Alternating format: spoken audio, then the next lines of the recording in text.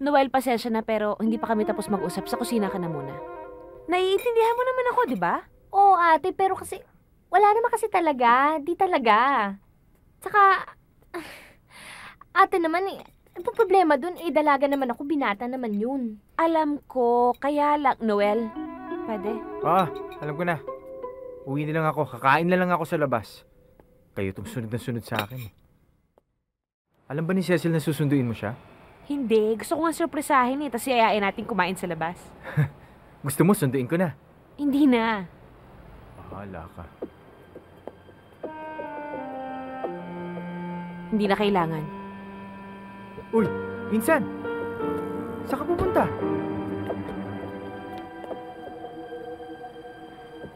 Ang cute natin, oh. Di ba?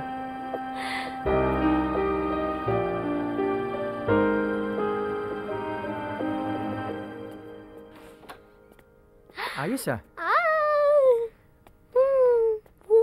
Oh, kumain ka na? Halika, sabay tayo. Di na, busog ako. Cecil?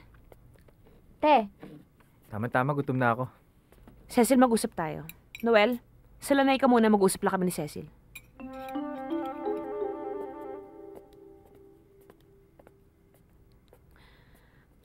Boyfriend mo na ba yung lalaking yun? sino? Yung ahenteng magnanakaw, yung akyat bahay gang. Boyfriend mo na ba yun? Ay, hindi, ate, kaibigan ko lang yun. Noel, pwede ba dito ka na muna? Dito ka sa loob ng dining. Ano sinasabi mo? At, kaibigan ko lang yun, ate. Kaibigan? Hindi ganun ang itsura nyo kanina eh. Nakaangkla ka sa kanya kanina, Cecilia, at mukhang kilig na kilig ka.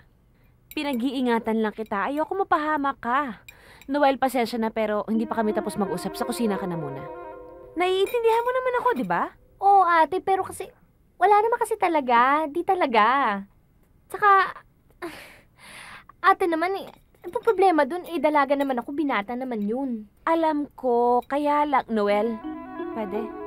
Alam ko na. Uwi na lang ako. Kakain na lang ako sa labas. Kayo itong sunod na sunod sa akin. Sinasabi ko sa'yo, Cecilia, wag na wag ako ang pagsisinungalingan mo.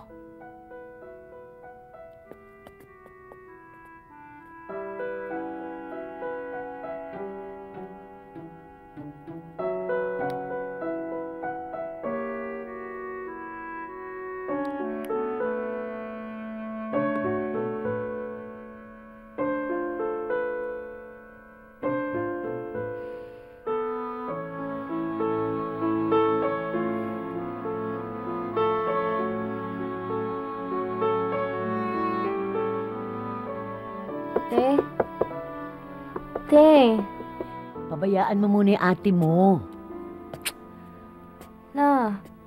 ano bang kasalanan ko? Ganun talaga yan. Lalo na pagdating sa'yo. Super ingat. Di ka na nasanay? Lola, hindi ko naman alam kung ano problema ni ate.